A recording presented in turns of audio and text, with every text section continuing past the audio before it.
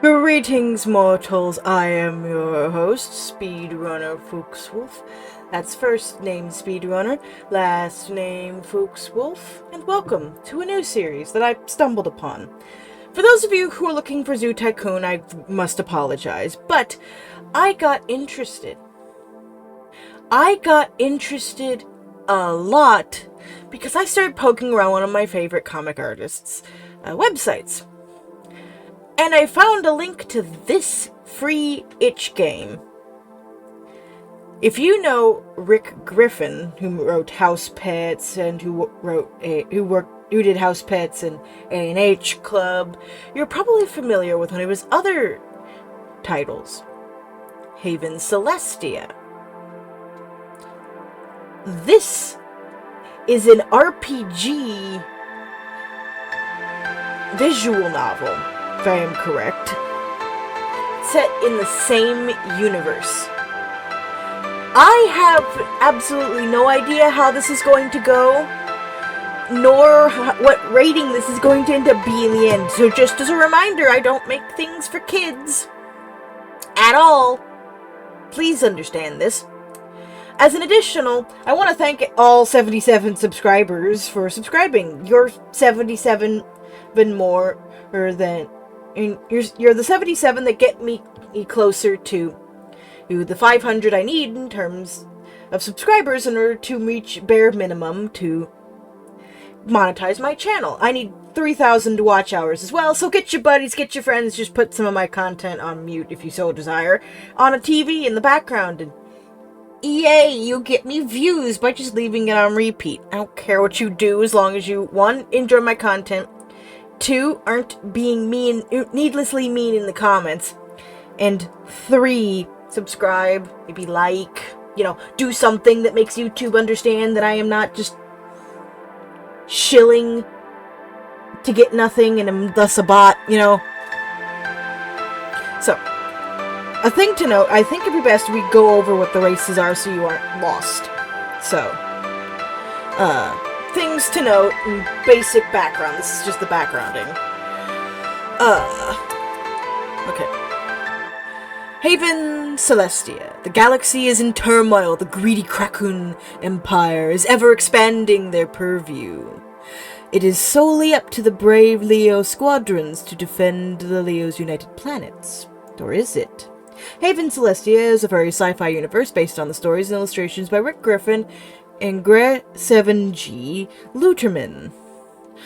If you enjoyed this game, please check out their book series, The Canty Cycle, The Final Days of the White Flower 2, and The Tory Mysteries. If I remember correctly, The Final Days of the White Flower 2 is sort of a precursor to a lot of some of the other stories, and I think has 3 stories, 2 of which have audiobooks, if I'm remembering from my cursory dive into Rick's website. So what are the Leo? So average height about 3 feet, about 6 feet.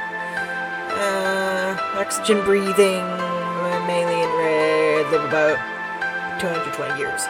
The Leo Empire is allied with a number of worlds as powerful as the Cocoon, and are considered the de facto leaders of the resistance movement. While a considerable number of Leo are sympathetic to the plight of the Kraken slaves, they are not without dissenters, forming resentment and having to continually house more refugees. Apparently this is a female portrait. Interesting. Sarang. They're much taller than the Leo. Okay. We don't know what bioclass they are. We don't know what their lifespan is. They seem to be the adaptable race. They give off Rodentiae, Felidae, Mustelid kind of a mix. The Kraken took over the Sorang home planet, but the Sorang, able to adapt to multiple atmospheres, scarcely even acknowledge their existence, and have moved to their anarchistic society inside Kraken walls and crawl spaces. The Sorang consider themselves superior to every other species in the galaxy, including the Kraken. I would not consider them personable based on that alone. Ringle. If some of you are watching this, you're probably noticing a lack of a very specific race known as the Jeru. Basically space kangaroos. They aren't present here, at least as far as I can tell. I'll cover them if it shows that there are actually none here currently. So about the average height, them is about the average height of the average American, I think. Ringle are not known for their sense of tact. With little in the way of social taboos, they much prefer others to be assertive about their own hang-ups. If you want me to stop, just say so. They are frequently stereotyped as pirates, which is not unfounded, as their king in exile continually funds privateer resistance fleets. They give me lemur vibes, but from what I was told, what I was given information on based on perusing Rick's Fur Affinity and finding his information about the Ringle, they are raccoon-like. I think? My information is probably either A, old, B, inconsistent, C, I was too tired and didn't read right. But, whatever the case, they look quite fun. Misa. Okay, so these are going to be the ones you have to avoid stepping on. The Misa are a diminutive species that are still trying to find their place among the galactic community. The Krakoon Empire has historically taken a special interest in them, but their current overpopulation issue seems to be of no concern for their Krakoon allies. Naturally spiritual, the Misa find it difficult to rectify their religious creed with their interstellar neighbors. So they're mice. They are one of the youngest living races, as far as I've noticed. Okay. A feline people with a long history of technological prowess, the Geordians once held the most powerful galactic confederacy. In time, though, they're subsumed into the Krakoon Empire, and their glory days are over. Geordians still hold on to their sense of collective honor, almost dogmatically defending their clans, both given and found. Raptor, or Tyrannosaur type. Atmosphere is fluorine, okay. That's ammonia, oxygen, we don't know. So they're fluorine-based. It's interesting how the thing about atmosphere is a thing. Because when people think about space, they always think the living creatures probably breathe oxygen so the humans can exist there. No, have it be fluorine. The Turek are a fierce species that appreciates both life and death. They are feared through space as barbarians and raiders, although there are many who covet art and luxury. They have no innate fear of death and would rather die by auto-poisoning than suffer inescapable fates. Their bodies are often covered with beautiful symbols of their achievements. Okay. VRChat. Yeah. If I remember correctly, these are like Naga. And these are Naga, so. And are pronounced with the S because that's a very specific, I think, character used in German language. I forget what it is. If you know what it is, feel free to comment in the description. And comment down below. And I'll gladly appreciate the sharing of knowledge.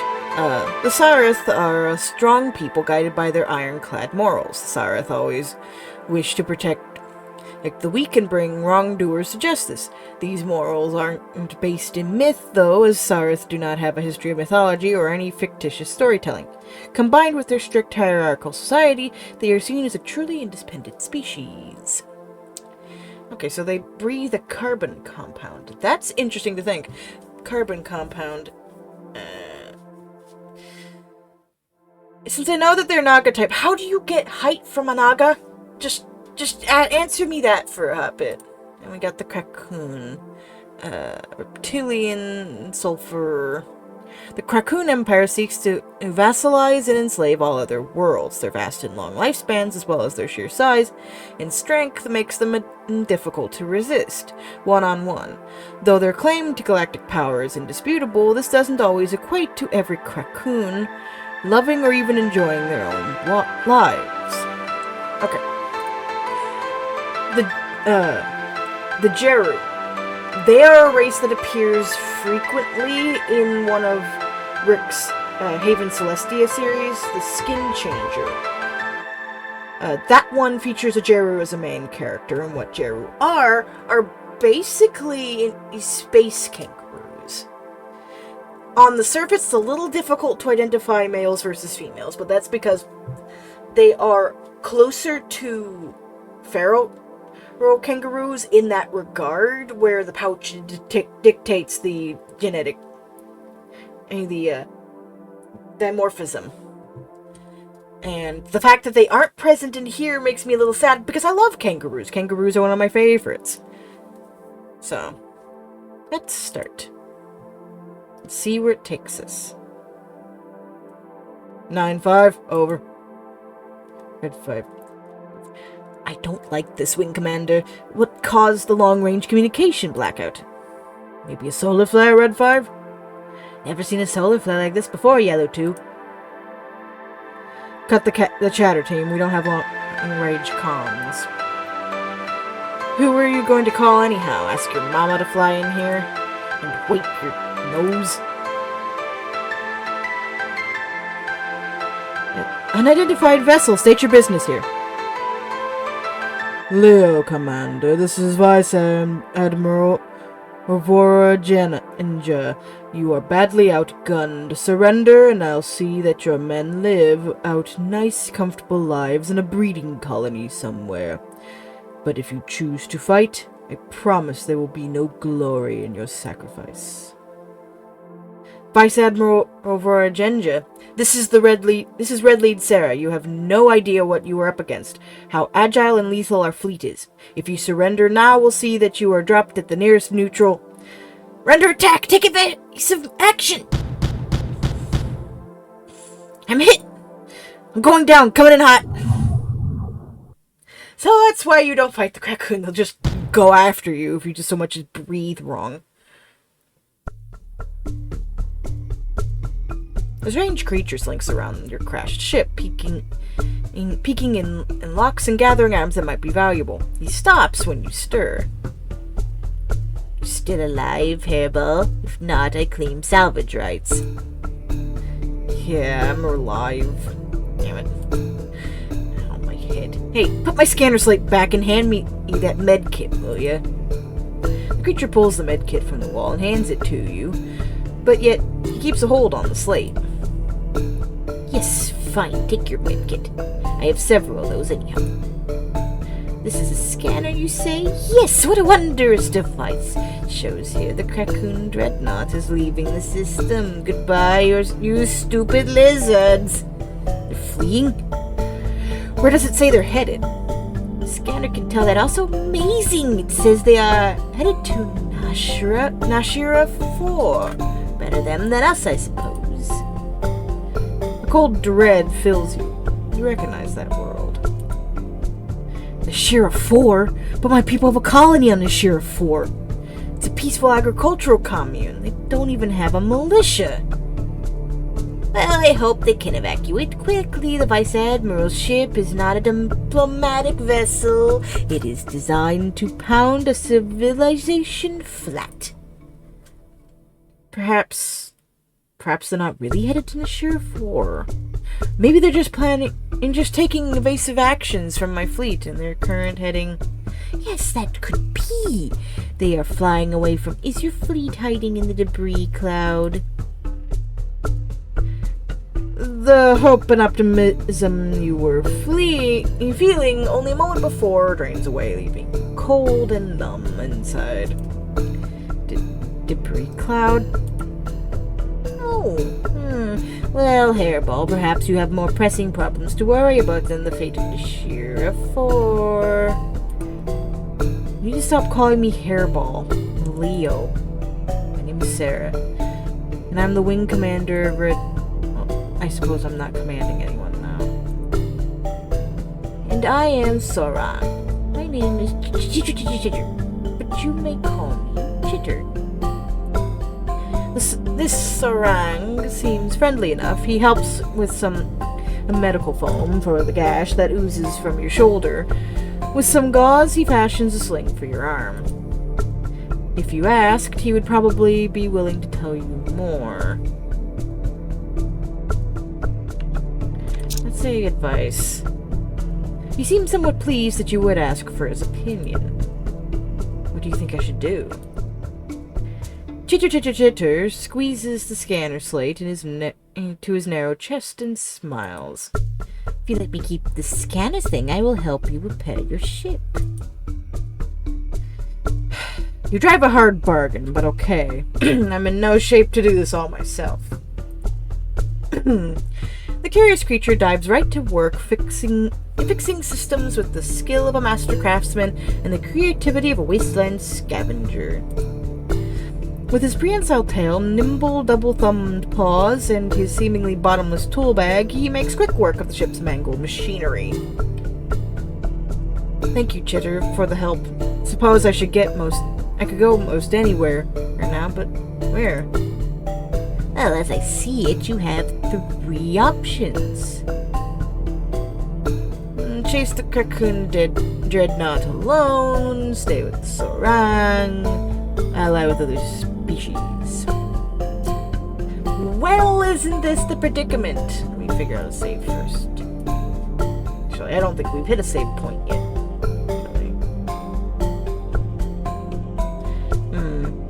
I'm nervous about hitting escape to see if that'll open a menu. Meeny, miny, doop, doop, which one?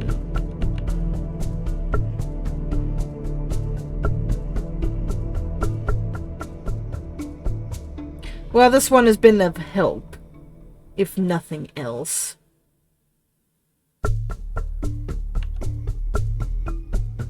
Yeah. Give up all this anger for the Cocoon. Live with us. I'll help you sell your ship for a small percentage, and you will be set for life. No governments, no wars. That does sound appealing. After all, everyone back home will presume you died with your men. Starting over would be far simpler than trying to explain how you managed to be the lone survivor. Don't know if I picked the right option. Maybe it is time for a change. You kick back and breathe in the dry atmosphere, and watch the remnants of your fleet fall from orbit and crash into the sea. Grab some moonshine and enjoy your life of anarchism, King. This is also game over. Figured. Click to go back and try again. Okay. A genuine warmth spreads on the Sorang's face. He wants to see you succeed and is doing everything in his power to help. That face doesn't feel like everything in his power to help. But he alone won't be enough. There are lots of other races you could speak with them and ask for their help. If enough of them joined you, perhaps you could stop Vice Admiral Vorenja. And how would I go about doing something like that? I'm no imperial diplomat, and I have nothing to offer them. And look at how well that's done you here. I wanted to loot a dead hairball, yet here we are. I fixed up your ship and am helping you out. Your words are still powerful. Try to appease the other races. Tell them what they want to hear. And how do I know what people want to hear? You must use the tactics of Tika Chirps now. Chirp per chirp and whine chitter click. Chitter had been speaking in a perfectly understandable way before, but those 3 words completely eluded you. They must be something from the Sorang language.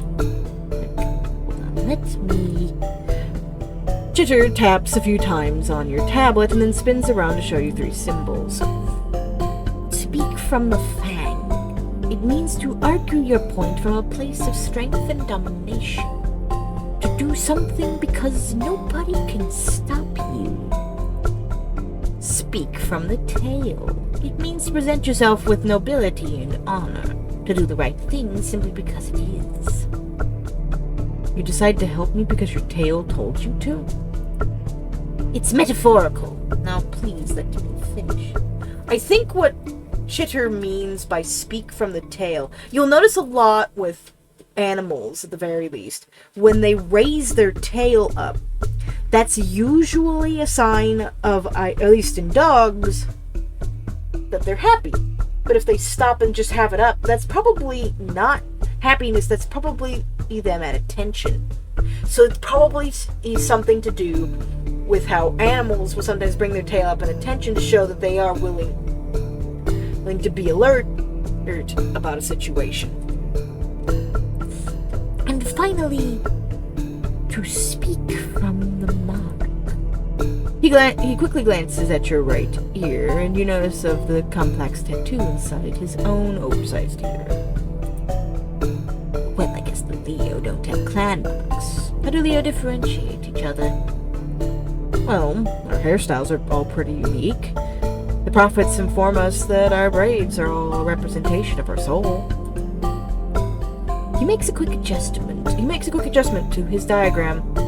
Then let's say to speak from the braid. It means to find a middle ground, a compromise, to do something because everyone benefits. Sounds ideal for most situations. The galaxy is never so kind, but neither should you be. You're never going to be able to repay anything you've ever promised. That sounds terrible. You're telling me I should lie to the other races? We tell lies to others all the time. Did you tell someone back home that you return only to nearly die in a crash landing? It doesn't matter. We say these things because it's what other people want to hear. We need to convince these races quickly. You don't have much time before the Krakoon get to Nashira 4. You can deal with the false promises afterwards. It all sounds really hard. I did not say it would be easy. You offer chitter your paw and smile. Oh, I suppose you didn't. Thank you, Chitter. Appreciate the help. Oh, I should probably mention, I swapped out your Leo transporter for a Krakoon one. That fell off a visiting ship. Hopefully it will keep you safe from your enemies and allow you to slip through their gates unnoticed. That's great. Hang on, what about my allies? Won't they try to shoot me down? Ah, yes. I suggest you take caution around them. Best to keep this mission to yourself, lest they think you were lost Krakoon fighter. You hop in the cockpit, ready to find the last sliver of hope for the commune in the Krakoon's crosshairs. I have to find some allies, no matter what. I've got to bolster our ranks if those innocents are going to stand a chance. Engines on. Fly true, brave Leo. The Empire depends on you.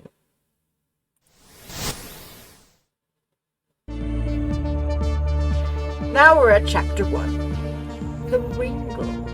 I have reasons to suspect this is going to be a one-off episode, or at the very least done in reasonable time. So, I'm going to see how far I can get through, and we'll see how this goes. This might be a one-off, if you all are interested. So, it's not easy to gain an audience with the King in Exile. The mainstay is an opulent space station filled with more necessities than should be allowed in space. The rooms are filled with petitioners of all stripes, literally, and most of them are Ringle.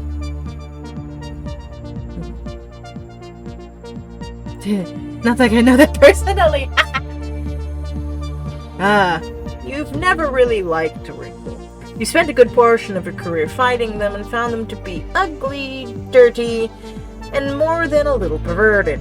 You cannot fathom how they managed to build spacecraft or reach the stars under their own power. They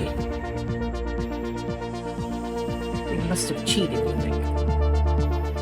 Soon enough, your battle-hardened presence makes an impression on the retainers, and within some hours you're allowed to step into the king's quarters. The king in exile is not terribly impressive. Seems fat, in a way, lounging on a bed of pillows and snacking on whatever fresh fruit they'd shipped to his place under great expense. Nobody else seems to even be here. It is just you and the king. Of course, the king could not be left alone in these cases. You are certain that you are being watched, even if the words are private and for the king's ears only. The king acknowledges you with a glance. He's waiting for you to do something. I could state my name, my rank, and my business only, bow respectfully to the king in exile, and stand closer, more posingly. Logic dictates that one should do the smart thing and bow. You are in presence of a king, regardless of your opinions therein upon him, and the fact he is eating a purple pear. You don't know how the Ring will bow exactly, but the Leo have a similar custom. You take a knee and fold your arms, lowering your head until your brain touches the floor. Your Excellence, my name is Sarah, your most humble servant. I have sought out your audience in order to bring up a matter of highest importance. Oh, a flatterer! You know how to turn a guy on. But really, you don't have to go this far. You know, you're not one of my subjects. But I'm not going to complain. Would you like to play for a bit? Believe me, it does help relations. With all respect, Your Majesty, my time is short. State your case, soldier. I'm here to negotiate an alliance. An alliance? It's certainly a jump from where our people were before. I'm not asking for more than mutual aid, to get ships together for a single battle, to stop the threat before it consumes us all. If you're asking this once, you will ask again. From what I recall, it was only a year ago that we were mortal enemies.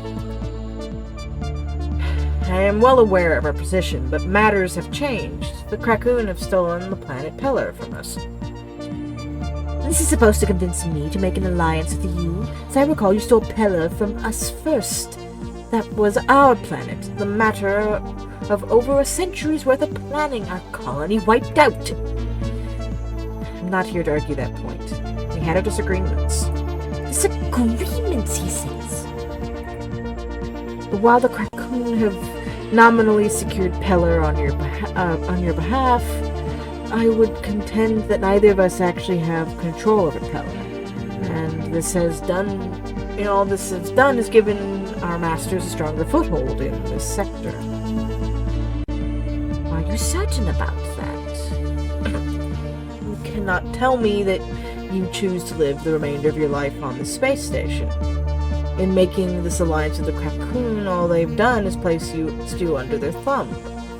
Then pray tell, what would your emperor have me do? I am not coming in as ambassador. I am coming as... Listen, Leo, I know you're not going to win a major battle with a fleet. I could muster in a few days or weeks. You are in a precarious position, and the fact you've come to me at all tells me how dire it must be. So I can tell you are likely going to ask others. Let me give you a piece of advice. It does not matter if you were named ambassador with any official capacity. Authority does not matter in these negotiations. Rhetoric does. Either I am aware that what your empire can offer me, in which case all you need to do is speak the truth with conviction, or I am not, in which case you merely have to convince me what you're speaking is the truth.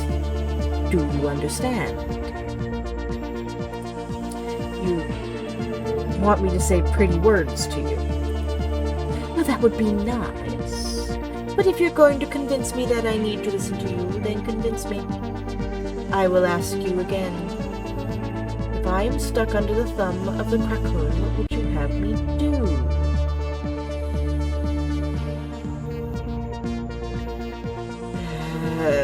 finite limited time. Promise a better future! Yeah! Got this good! My people have a saying, where we struggle together, there is love.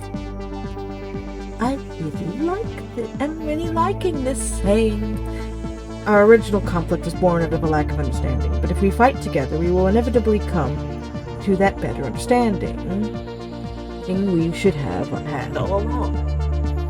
Rescind the alliance, fight with us against your master instead, and find peace together on that long road, I can guarantee it. A noble sentiment, even if I'm not sure my people would agree. To us, love is love, and struggle is struggle. But you must agree that, among different types of struggles, the Krakoon are the worst. Certainly I agree with you.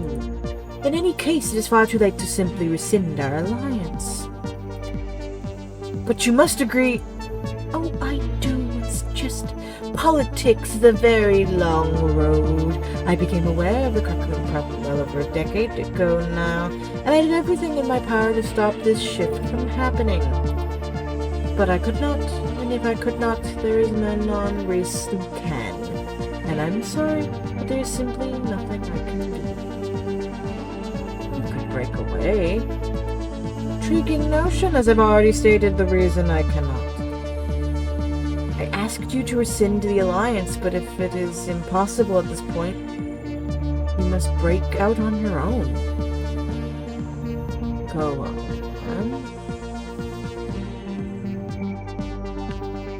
Do the greatest good for your people. Breaking away may seem as a poor choice, but your people look up to you, and it might be seen as abandoning them. But such a dramatic action might also be just what they need. They see you now acquiescing into the Krakoon's whims, and each time you do, you inject them with more authority. You break away now, and the people will see the Krakoon for who they are, illegitimate. And if you wait too long, who knows how long, the name of the king in exile will still be respected. And then who will the Ringo look to? This is a mighty request, dictating the fate of a king. Ooh. A king is not a king without his people, and if we're to stand together now and in the future, your legitimacy is the utmost importance. Let's say I agree to this. I break away, leave behind most of my assets, become independent, and seek an alliance with your people. Well, the first thing I am going to want is a sign that my legitimacy as the king of all Wingo is respected.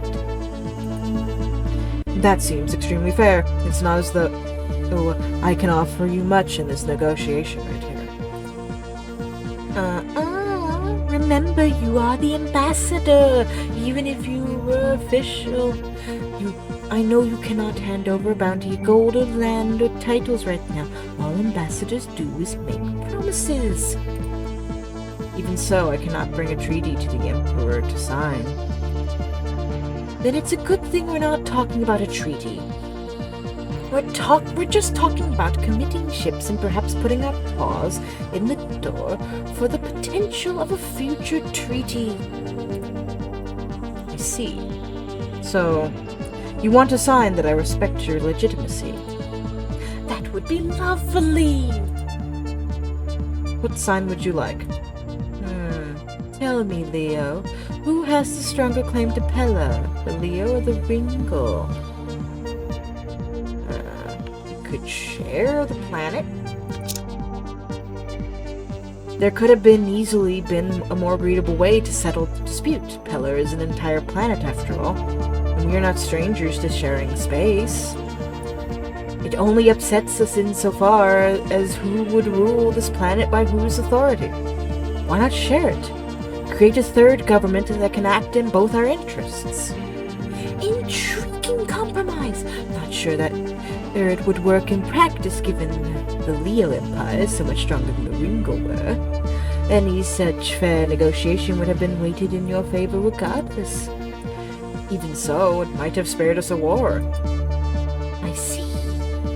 Well, who was in the right was one matter. A separate matter is this. Mine or not, that matter is in the past. Would it be not the best interest to ask for Pellar as part of the war prize? What if I said that in exchange for my assistance, you must surrender your claim to Pellar?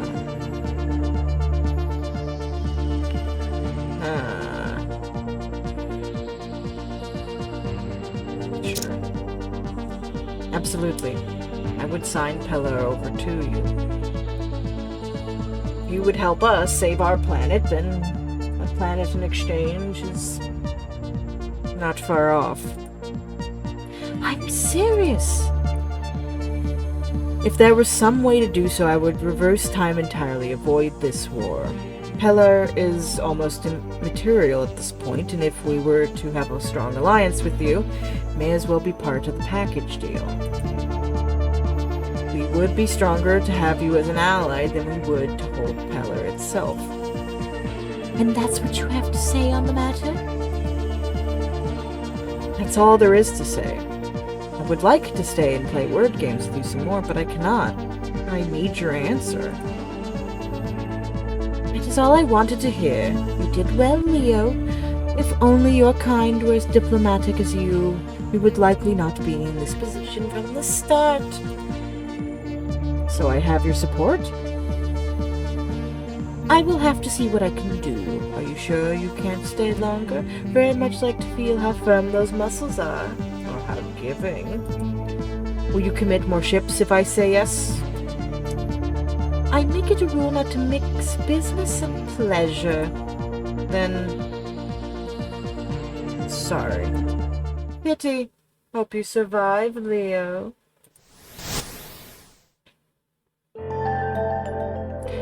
Your next stop took you to Syl, a dense urban center on the Misa homeworld of Miriar.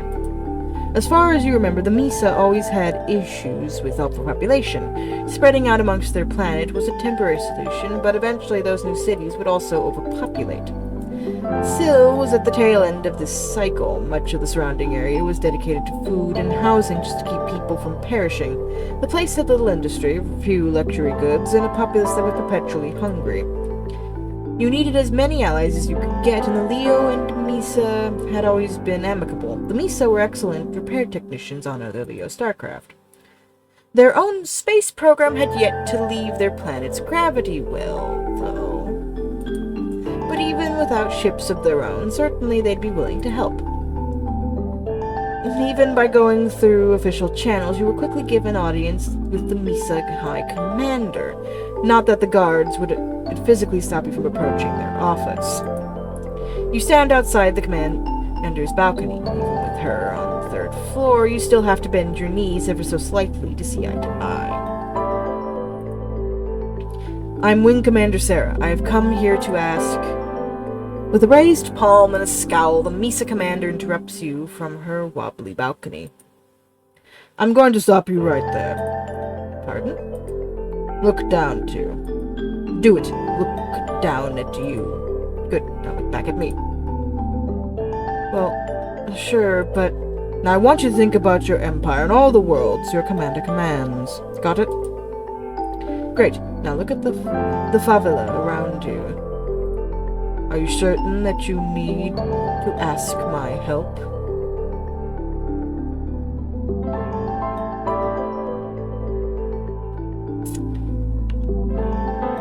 Yes, I am certain I need your help. Yes, I realize how this sounds, but I really do need help from your people. How big is your fleet, Wing Commander Sarah? How many ships do you have?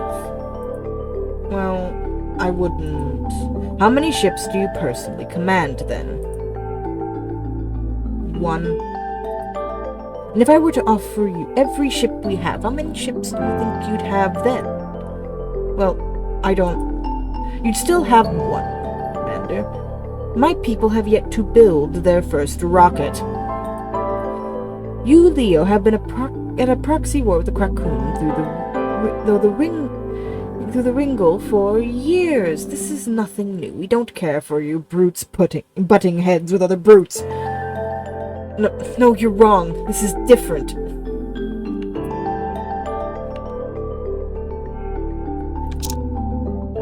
I get that, but this is a dreadnought. Do you know how awful a thing a dreadnought is? No. Well, a dreadnought is a war machine the size of a city. Yes. The size of the largest Leo cities. The insides of the Misa's ears turn pale. Her eyes go wide, and she can't manage words. Dreadnoughts don't kill people. Dreadnoughts kill planets. And if we don't do anything, then a whole planet full of innocent people are going to die. I'm sorry. I really am. We Misa are a very empathetic people. We understand what it means to be helpless and to grieve for those we cannot save. Come with me and tell us about these doomed people so we can mourn them together. No, we can't give up on them. Just because a dreadnought can kill a planet, that doesn't mean we have to let it. I can see you are new to being helpless. You are used to being able to fix whatever problems you face. That's okay. In time. No, I refuse to give up. This cause isn't hopeless. That's why I want your help. Okay, fine. You want to stop the Krakoon. I get it. Your people are already at war with the Krakoon. They already hate you and want to kill all of you. I hate to be cold about this, but why should my people get involved? Why should we provoke the Krakoon? I'm gonna go with this. Actually, no, I'm gonna go with this. Oops. The reason I'm here is because the Empire is worried about your safety. Oh, really? Yes, absolutely. They sent me here to speak with you because they're terribly worried about the Krakoon will try to take. That the Krakoon will try to take this world. They're hoping I can talk you into allying with the Empire so we can protect you. So they sent you as a diplomat. Yes! Flying in a fighter. No offense, Sarah, but you're far too lousy a liar to be a diplomat. I'm sorry, I don't understand. Can you explain? If you want my people to risk their lives, then there has to be something in it for them to gain, not just diving into a war that might one day come to them. They need to gain something for them and their descendants. So clearly I picked the wrong answer. Should have gone with the braid. Gain? Like what? You want ships so you can go conquer your own worlds? Look around you. My people leave a meager life. If you want our help, then we want yours. We want to live like your people do, in comfort and without fear. Safe from the Krakoon? Leo, you've been at the top of the food chain for so long, you can't imagine what it's like to live on a world where someone might want to eat you. So you want, what? Leo security guards to patrol your cities to fight off predators? We need something. Your people are strong and can hold your own against the Krakoon. Surely you can give us the means to raise our own standard of living.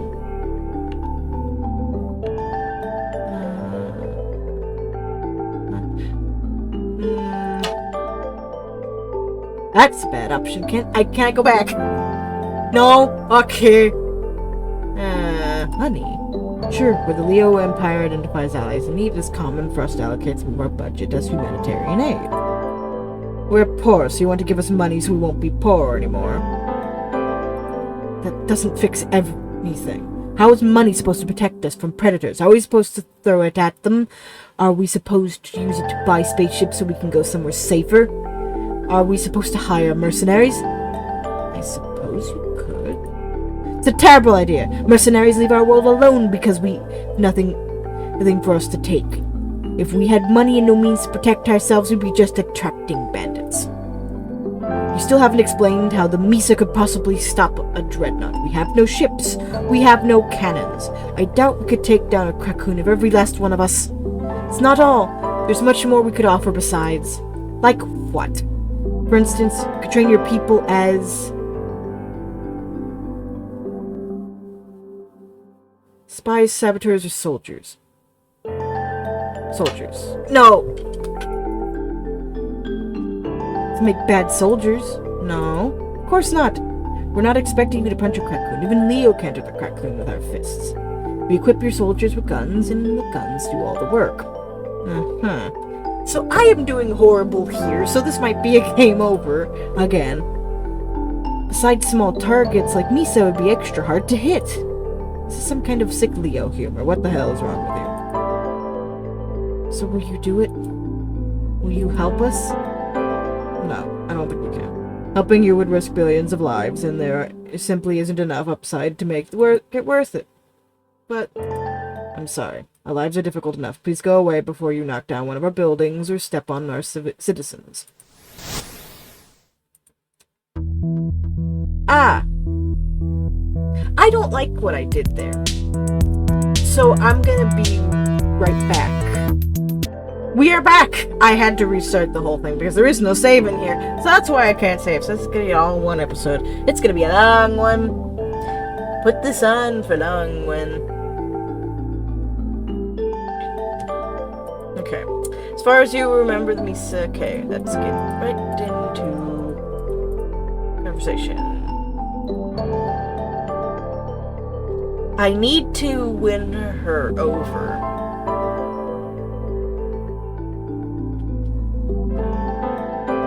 So I need to be careful. I've come here to ask. With a raised palm and a scowl, the Misa commander interrupts you from her wobbly balcony. I'm going to stop you right there. Pardon? Look down at you. Do it. Look down at you. Good. Now look at me. Well, sure, but... Now I want you to think about your empire and all the worlds your empire commands. Got it? Great. Now look at the favela around you. Are you certain you can ask of my help?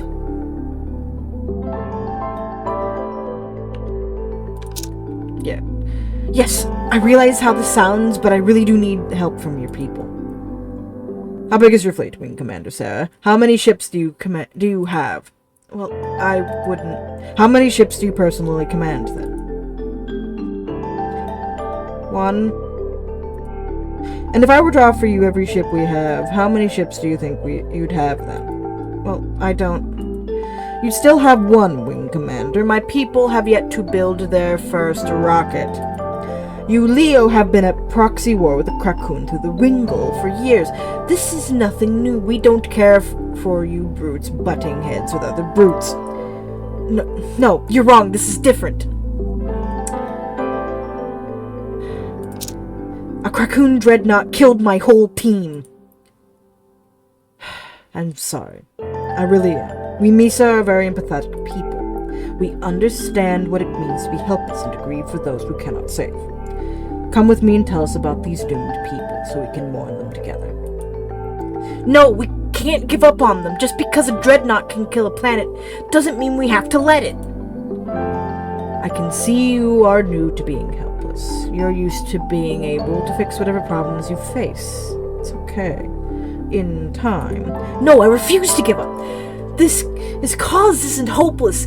This is why I want your help. Okay, fine. You want to stop the Krakoon, I get it. Your people are already at war with the Krakoon. They already hate you and want to kill all of you. I hate to be cold about this, but why should my people get involved? Why should we provoke the Krakoon?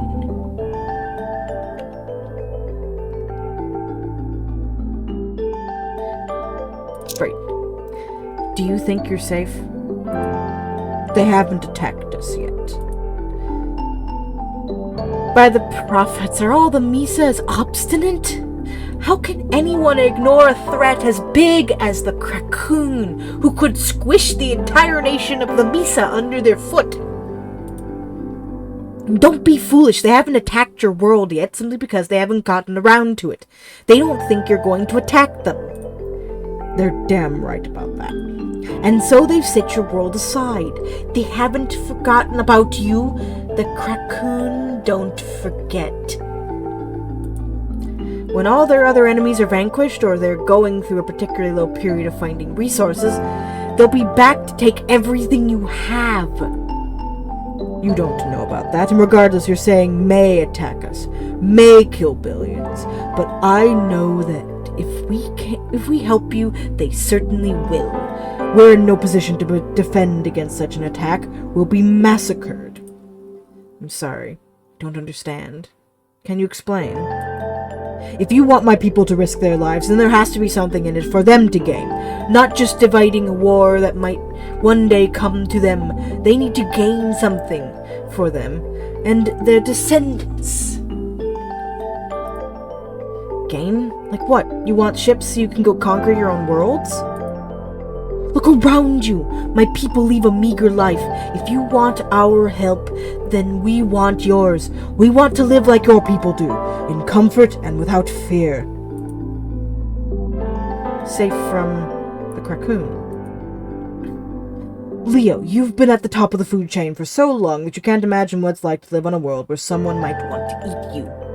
So you want, what, a Leo security guards to patrol your cities? To fight off predators? We need something. Your people are strong and can hold your own against the Krakoon. Surely you can give us the means to raise our standard of living. Let's try drones. Well, we have small arms drones, the sort that patrol around farmland to shoot at herbivores that try to graze on our grain. We manufacture thousands of those and could easily spare some.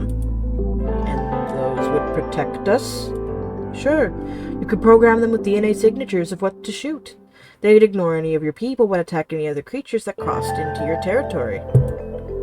That could make a huge difference for us. Sure, and once you can stop focusing on merely surviving, then you can advance to thriving. You still haven't explained how the Misa could possibly help stop a dreadnought. We have no ships, we have no cannons. I doubt we could take down a Krakoon if every last one of us... It's not all. There's much more we could offer besides. Like what? For instance, we could train your people as... I'm gonna go saboteurs. Sabotage. Sabotage.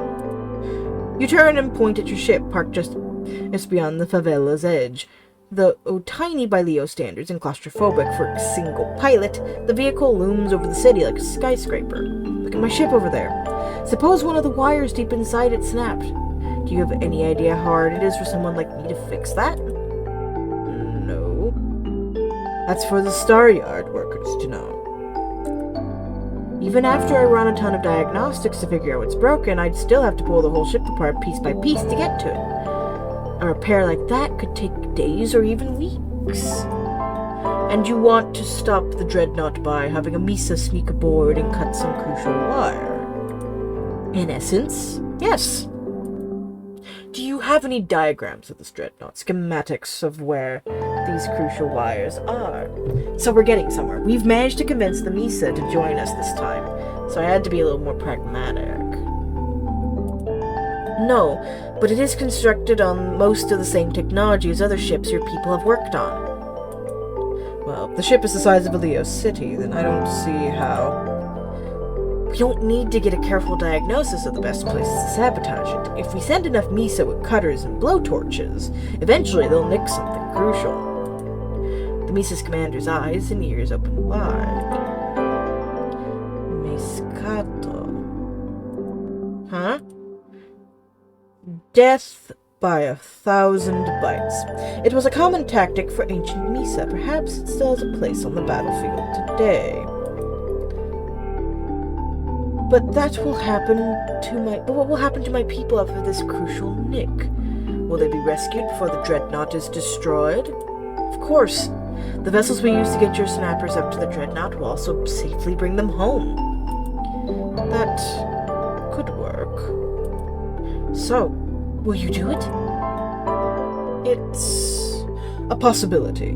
We'd have to codify just what our people are offering. What your people are offering mine, and exactly how many volunteers we'd need to recruit, but I think we'll be able to round up enough brave souls willing to put their lives on the line for another ration. If your help could truly raise our quality of life, then this might be worth our risk. Thank you, Commander. At last, the Commander smiles. Commander Jaffna. Thank you, Commander Jaffna. I'll forever be in your debt. So, we got the Misa! Now we have to talk to the other felines. Orexica, a Geordian outworld. In its day, far from the center of the Geordian Confederacy, but now perhaps the last real holdout for the influence of the Krakoon. From the influence of the Krakoon. You expect to see the dregs of a once proud civilization brought to its knees, but are surprised to see clear gleaming towers and the finest of technological prowess on display. I like the music in this. This is fun. Gosh, this is getting long. But this will be complete. These people were at one point the unmatched masters of this galaxy, and all indications are that Geordians still feel this way. And is perhaps the only thing that still unites them. You meet in the Orexica Council chambers, ready to make your case, but are surprised to see not one but 3 counselors, each with very distinct traits. Wing Commander Sarah Ye Oskastas. You received my message, I take it? Big brother, welcome. The large one puts his arms around you in a firm embrace. He is nowhere near the strength of even your average Leo, but far stronger than most Geordians you've known. Brother? Brother in arms, Juska. He has it in his head that the Leo Empire are our successors. To be frank, I don't see either resemblance. Please, if the Leo are not our successors, then who can be in this time of dire need? They are strong and would do well to ally with them. The Leo are a collection of rowdy meatheads, more concerned with the glory of sport and war than intellect. They do not have the capacity to bring about utopia again. I feel that's unfair. There are many great Leo scientists and intellectuals. That's what the Krakoon claim, too. It doesn't matter in this case. We need to ally with Leo in order to strike back against the Krakoon. That is our first priority right now. Is it? Our dealings with the Leo have not always been in the best of circumstances. They would not lift a finger to stop the Krakoon from overrunning us, seeing us as instead as pets of the Krakoon, even as so many of us object to that role. James, they really suck.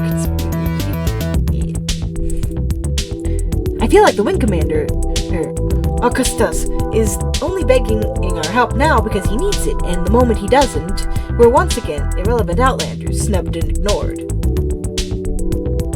What do you say, Augustus? Perhaps you can put your disagreement into clear context. Who are the Geordians to the Leo?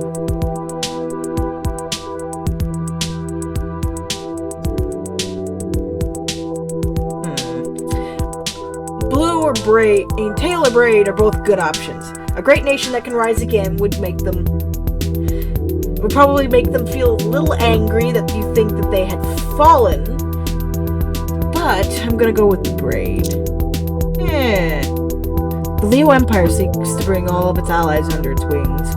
You do not need to see us as your equals. In fact, I doubt we could ever see each other as equals until we've tried all the more to understand one another.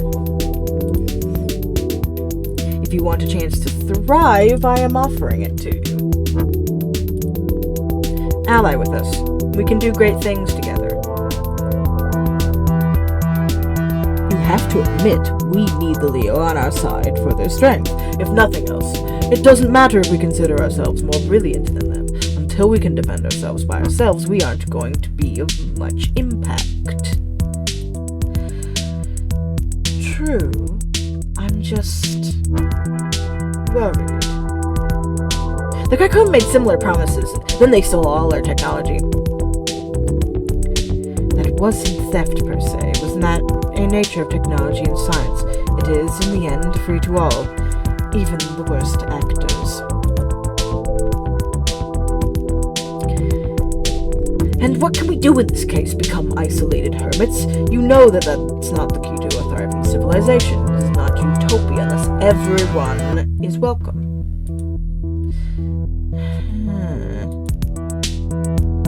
You are right, of course.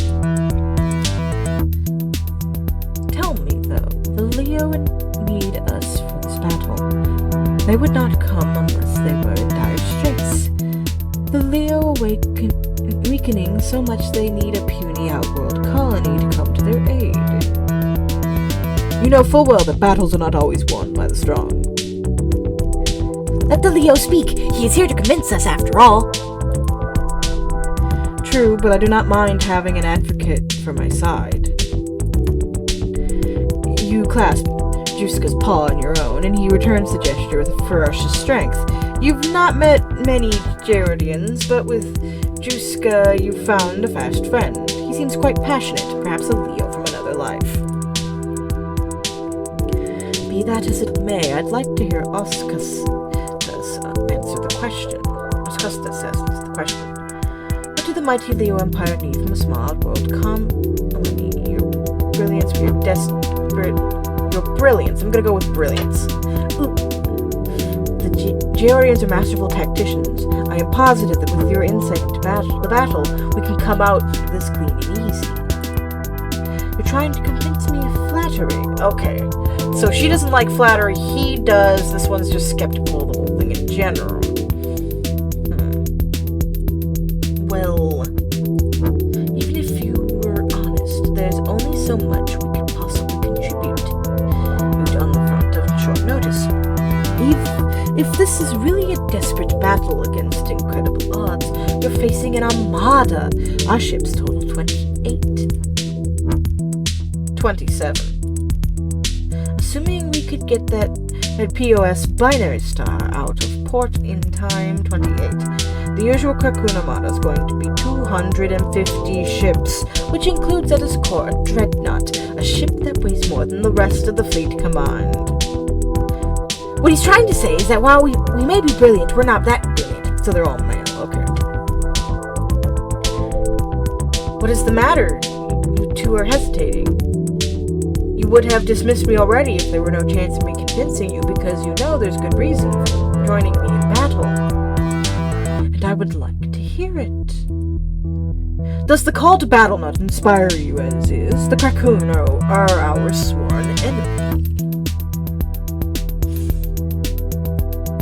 Yes, they are, but that doesn't stop me from thinking about the future here. If we go and we lose, which is a very real possibility, we aren't going to have anything to hold up our Exca. It's like I was saying before the Leo showed up. If we go, we all go together because there's no point in just one of us going. Or Exico will be left vulnerable? The ships you were asking for are our entire fleet. We have some rudimentary orbital defenses, but many significant loss of ships is going to be devastating. There's no point in attending a battle unless all of us go, at which point we're putting our lives in your paws. How are we supposed to react if we hesitate? Go for the braid. I might have to come back to this. I don't know if I can recover.